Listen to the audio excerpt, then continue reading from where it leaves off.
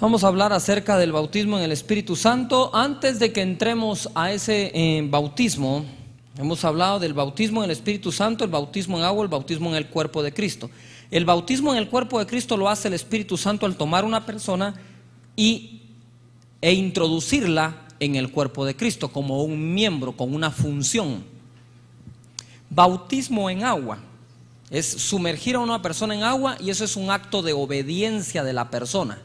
Yo obedezco el Evangelio, por lo tanto me bautizo en agua.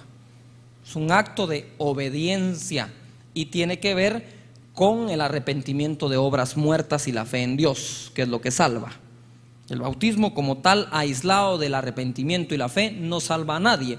Por lo tanto, no hay tales de poder bautizar infantes o gente que no tiene voluntad para creer en Él.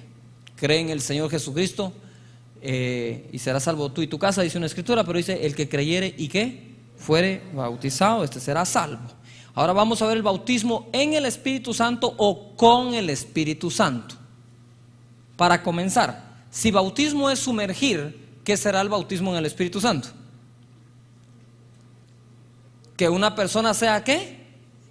Sumergida en el Espíritu Santo. Aquí el bautizador se llama Jesús. Juan el Bautista dijo: Él os bautizará en Espíritu Santo y fuego. ¿Estamos de acuerdo? Bien. El anuncio profético de este bautismo, Joel capítulo 2. Fíjate, Joel lo profetiza, Pedro lo confirma en el libro de los Hechos, Juan el Bautista lo anuncia. Tres cosas: profecía, cumplimiento y lo que es el anuncio de llamarlo bautismo, porque ni Pedro lo llamó bautismo en Hechos, ni Joel lo llamó bautismos en su libro profético, sino Juan le puso el calificativo de bautismo. Fíjate que la palabra dice en Joel capítulo 2,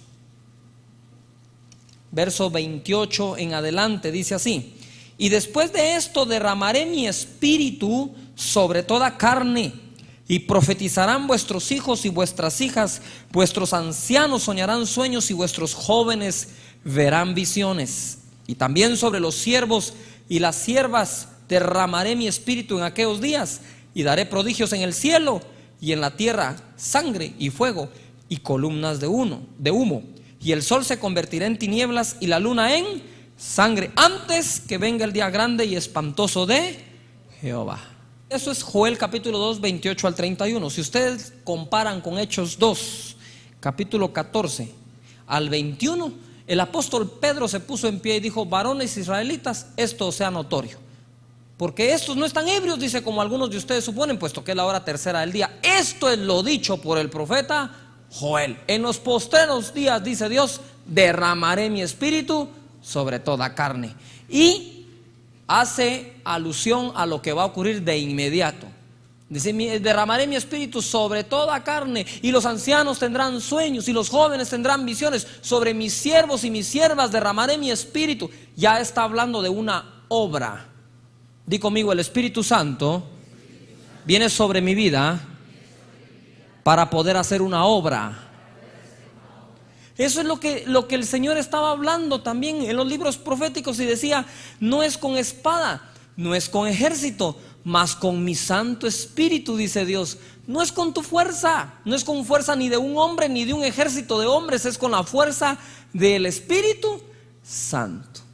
Mira, Dios usa al que no presume de sus fuerzas.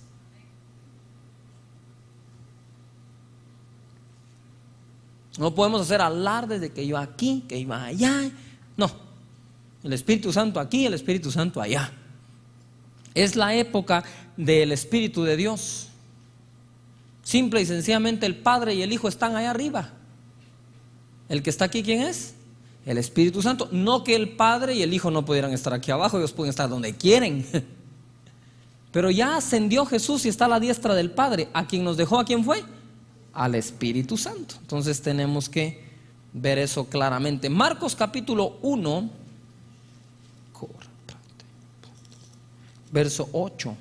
Yo a la verdad os he bautizado con agua, pero Él os bautizará con Espíritu Santo. ¿Quién bautiza en agua? Los hombres. ¿Quién bautiza en el cuerpo de Cristo? El Espíritu Santo. ¿Quién bautiza en el Espíritu Santo? Jesús.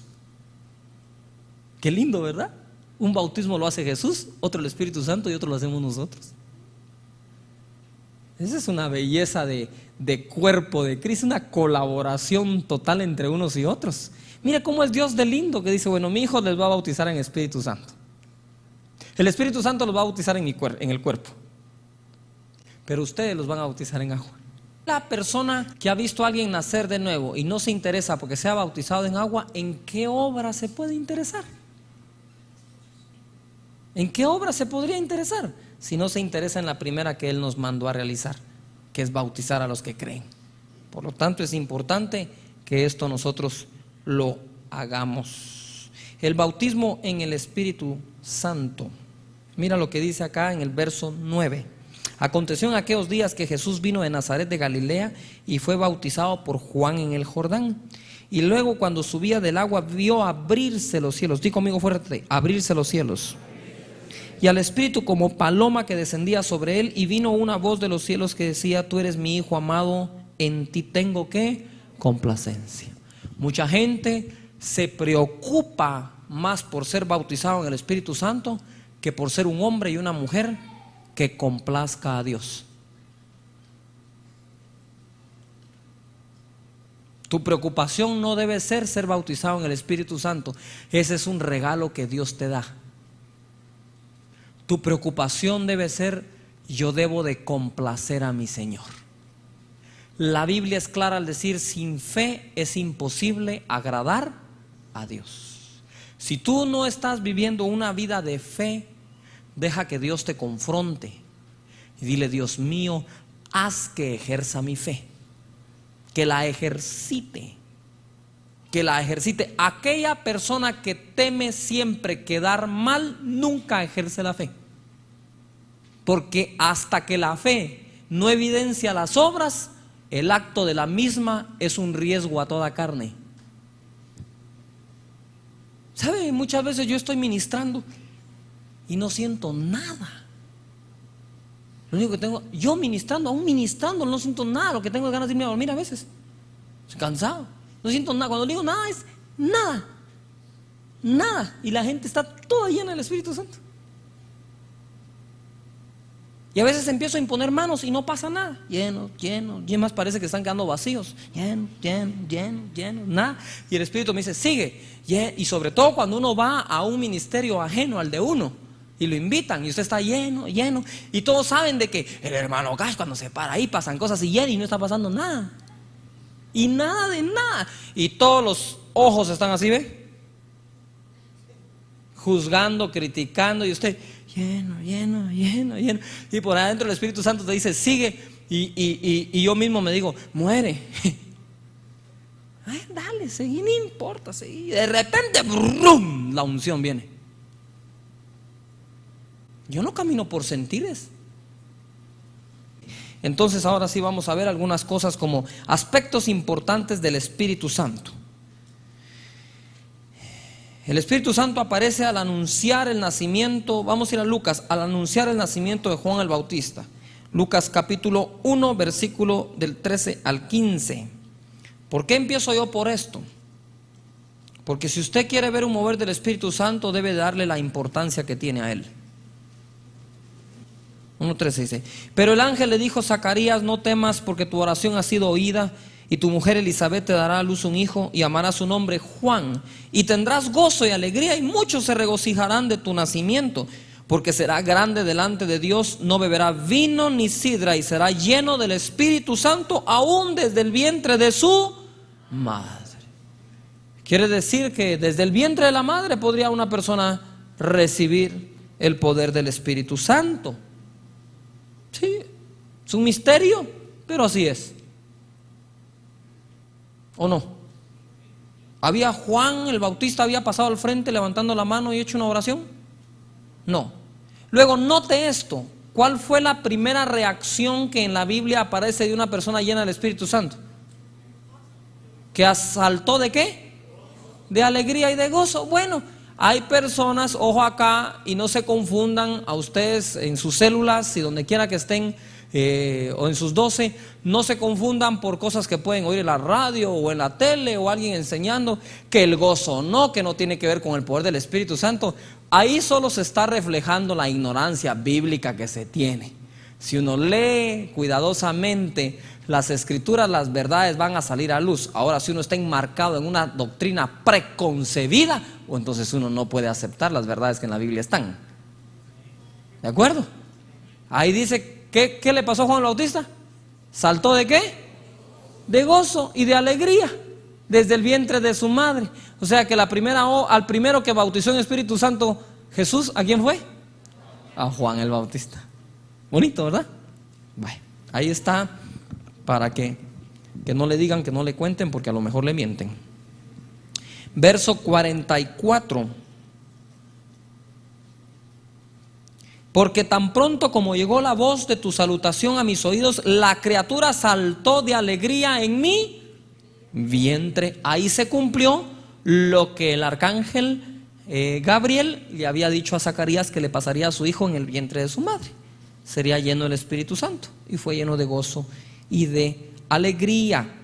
En Marcos capítulo 1, en el verso 8, dice que Juan el Bautista anunció que Jesús nos bautizaría en Espíritu Santo. Ahora quiero que pongas toda tu atención acá.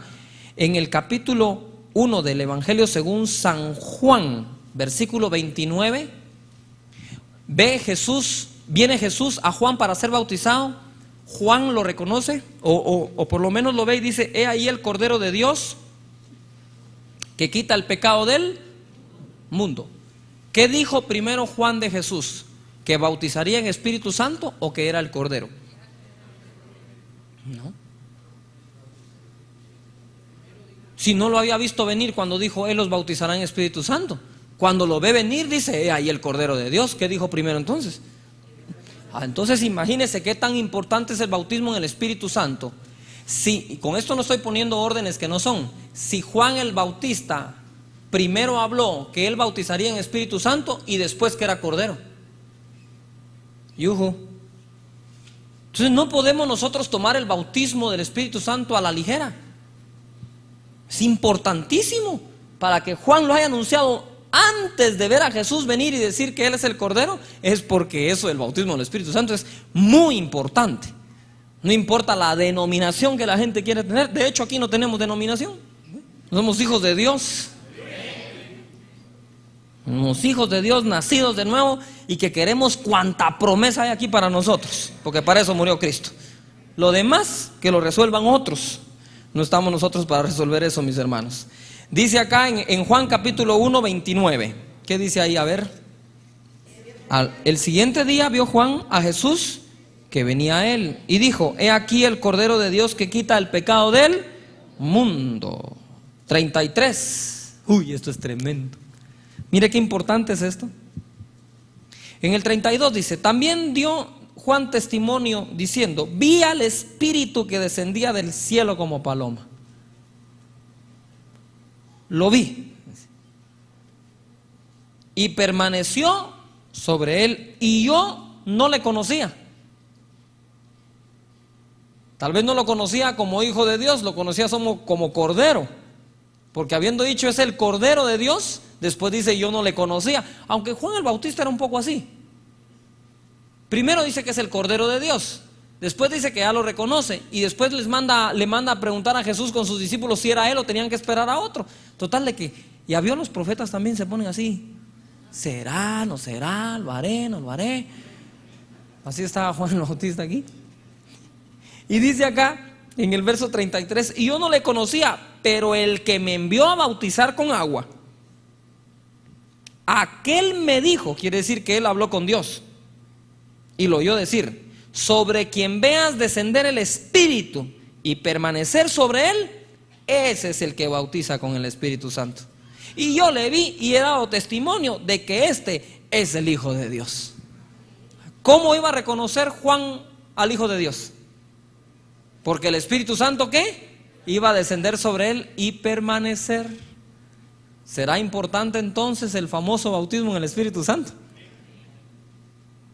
ay, este es. A mí me dijo el que me envió que el santo y seña era ver el Espíritu descender y permanecer sobre él. Por lo tanto lo reconozco, este es el Hijo de Dios. Quiere decir que Dios tenía reservado su Espíritu para que descendiera y permaneciera sobre alguien para dar señal que él era el Hijo de Dios. ¡Ojo! Sobre los profetas había descendido, pero nunca permanecido. ¿Cuál era la señal de que este era más que profeta? Que no solo descendía, sino que permanecía el Espíritu Santo. Uy, ahí permaneció el Espíritu de Dios sobre nuestro Señor Jesús. Ahora eso fue en Juan el Bautista. En Jesús, Lucas 1:35. Respondiendo el ángel le dijo: el Espíritu Santo vendrá sobre ti y el poder del Altísimo te cubrirá con su sombra, por lo cual también el santo ser que nacerá será llamado Hijo de Dios. Aquí podemos observar nosotros que el Espíritu Santo reposa sobre María y engendra al Hijo de Dios en él, en ella.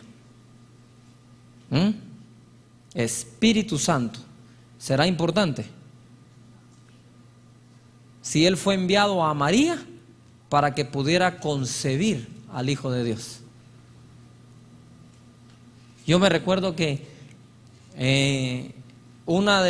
hay un instituto bíblico en este lugar donde estuvimos, y los pastores que enseñan a pastores, unos 150 pastores que reciben clases ahí, la esposa enseñó el Espíritu Santo. Dijo: hermanos, dijo, la tercera persona en la Trinidad es el Espíritu Santo.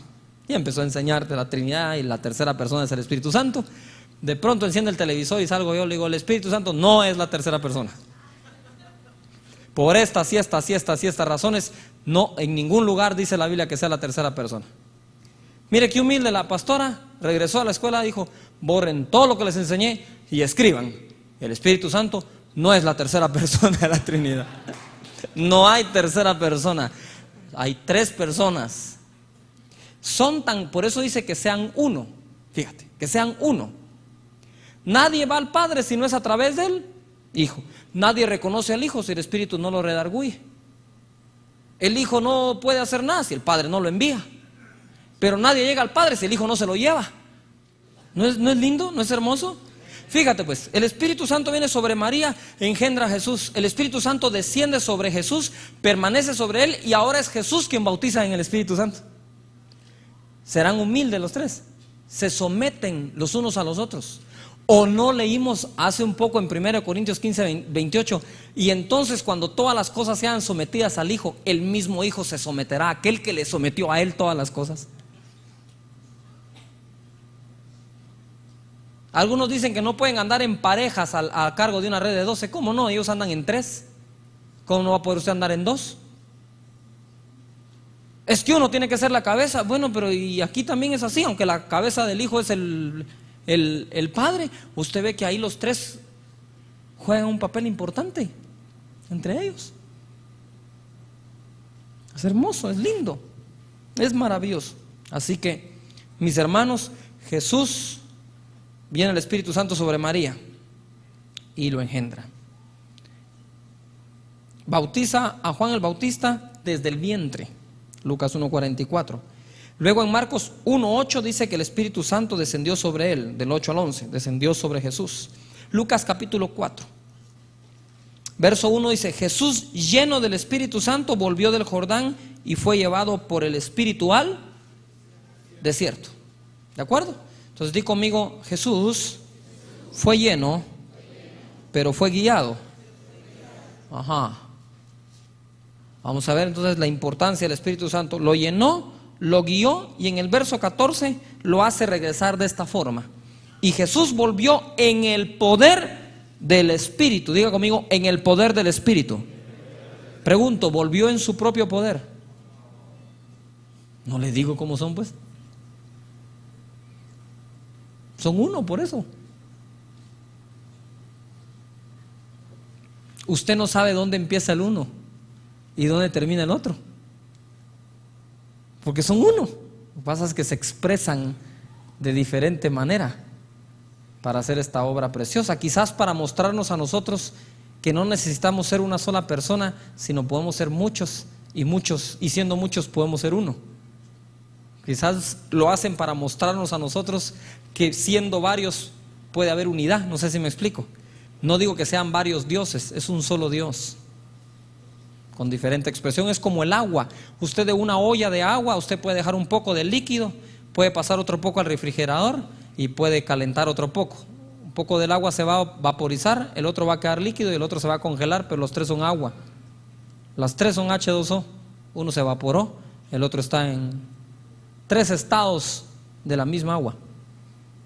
¿Sí? Bueno. Bien, sigamos adelante. El ministerio que Jesús tuvo después de que regresó en el poder lo declara en el verso 18. Mira cómo comienza su ministerio Jesús, dice.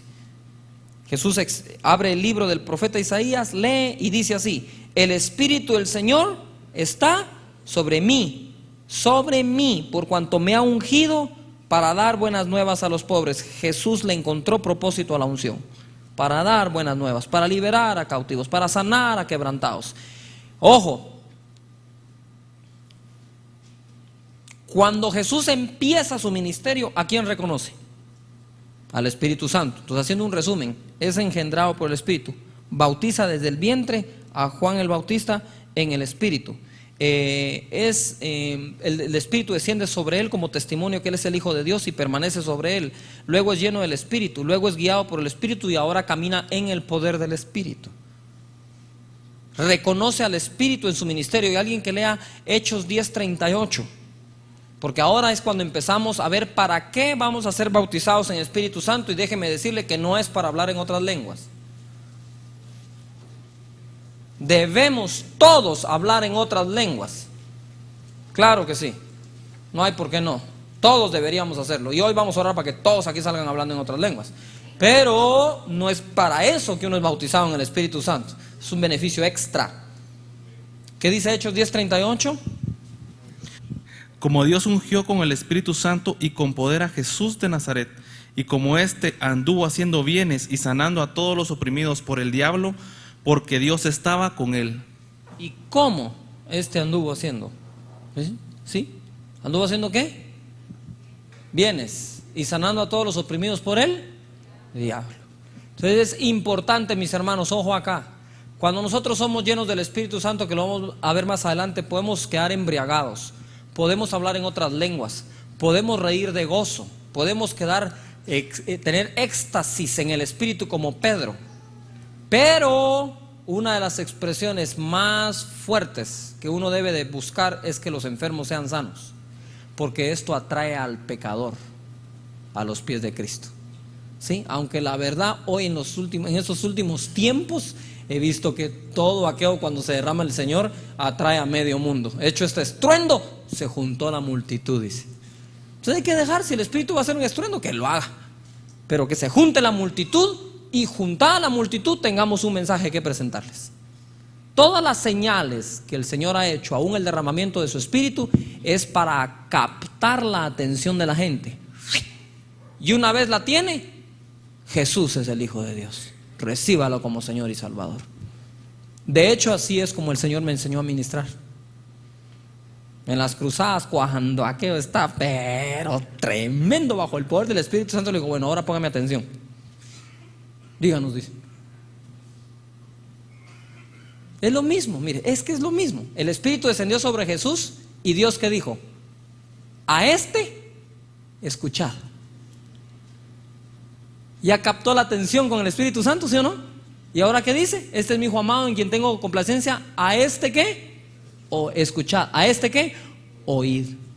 Entonces el Espíritu Santo desciende es para que tú puedas en determinado momento hablar de Jesucristo, poder presentar el mensaje de la cruz del Calvario. No creo que sea bueno desear tanto poder del Espíritu Santo para no presentar a Jesús. Si uno no presenta a Jesús, se termina presentando a uno mismo, tenga cuidado. Hebreos 9:14 dice la Biblia que Jesús, mediante el Espíritu eterno, se entregó. También la palabra de Dios nos dice que Jesús fue resucitado por el poder del Espíritu Santo. Y en Hechos capítulo 1, versículo 1 y 2, dice así: en el primer tratado, oh Teófilo, hablé acerca de todas las cosas que Jesús comenzó a hacer y a enseñar. Diga conmigo, esto es sana doctrina. Enseñar y hacer. El hacer es sana doctrina. ¿Y qué nueva doctrina es esta? Que con autoridad manda a los demonios y le obedecen. El poder, aunque no lo crean algunos, es parte de la doctrina. ¿Qué dijo Pablo? Yo no he venido a ustedes con palabras persuasivas de humana sabiduría, sino con demostración de espíritu y de poder, para que vuestra fe no se base en palabras, sino en el poder de Dios. 1 Corintios, capítulo, ¿qué? 1 o 2. Tarea. Ahí lo busca. Muy bien, voy a resumir. ¿Qué podemos decir entonces de la vida de Jesús? Engendrado por el Espíritu, bautizó a Juan en el Espíritu desde el vientre. ¿Qué más? Descendió el Espíritu sobre él y permaneció como señal de que era el Hijo de Dios. Fue lleno del Espíritu, guiado del Espíritu, en el poder del Espíritu. Reconoció al Espíritu al empezar su ministerio, y Dios testifica que lo ungió, y este anduvo haciendo bienes y sanando a los oprimidos del diablo. Es decir, todo su ministerio fue por el Espíritu Santo. Se entregó a la cruz del Calvario mediante el Espíritu eterno. Resucita a los muertos por el Espíritu Santo. Y en Hechos 1, en el verso 2, dice: hasta que el día en que fue recibido arriba, después de haber dado mandamientos por el Espíritu Santo a los apóstoles que había escogido. ¿Quién da los mandamientos? El Espíritu Santo. Así es. Entonces, ve, aún ya resucitado, viene y le da a los apóstoles mandamientos. ¿Por quién? Por el Espíritu Santo. Así que, ojo a eso. Juan capítulo 14, versículo 15 al 17. Juan 14, 15 al 17, yo lo leo. Y ahora van a entender ustedes muchas cosas que quizás tenían dudas.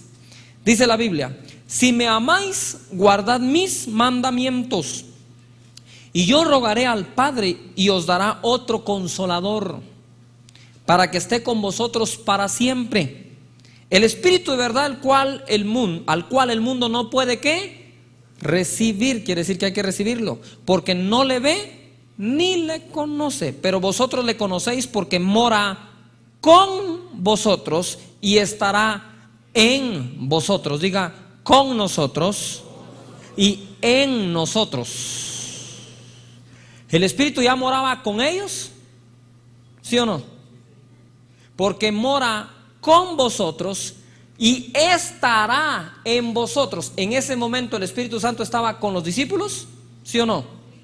Pero estaba en los discípulos, no. Entonces hay una diferencia cuando el Espíritu está con alguien y cuando el Espíritu está en alguien.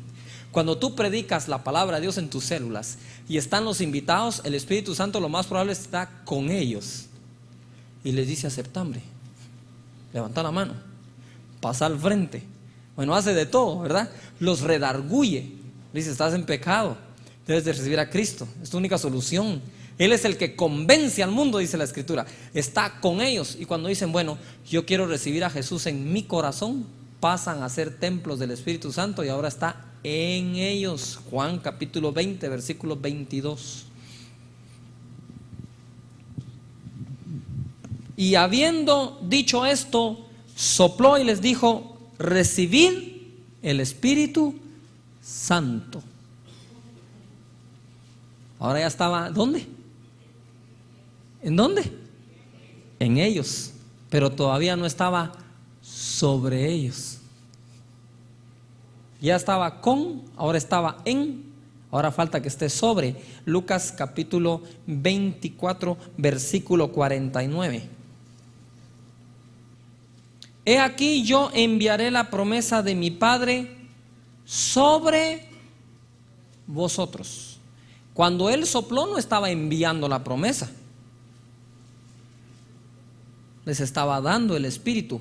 Ojo acá, ¿acaso no fue soplo lo que el Padre hizo en Adán para darle vida? Bueno, ¿qué es lo que hace Jesús para dar vida? Sopla. para que reciban el Espíritu Santo. Por ahí hay gente que dice, es que esos que soplan a la gente. ¿Y no Jesús soplaba también, pues? ¿Cuál es el problema? Diga que no se me sale la saliva como a Jesús. Jesús no solo soplaba, los escupía. Entonces, ¿cuál es el problema? La gente está haciéndose un bolerío con el método empleado para que alguien reciba una bendición de Dios. Tal vez el Señor me usa para que la religiosidad se vaya. Por eso es que yo a veces cuando voy a orar por alguien para que sea lleno, le pongo el pie en el zapato, así encima, así en el zapato, le digo, lleno. Empieza la mente, pero se empiezan a desboronar un montón de argumentos. Dice yo, pero ni empujándolo se caen, y les pone el pie encima y se vienen. ¿Verdad? Ya me han ofrecido bastante por mis zapatos, pero no los quiero vender. Tengo un cable así, ¿ve? No tardará alguien en decirlo, pero he aquí yo enviaré la promesa de mi Padre, dice, sobre vosotros, pero quedaos vosotros en la ciudad de Jerusalén hasta que seáis, ¿qué? Investidos de poder desde lo alto. Esto se refiere al bautismo, que es investir a una persona.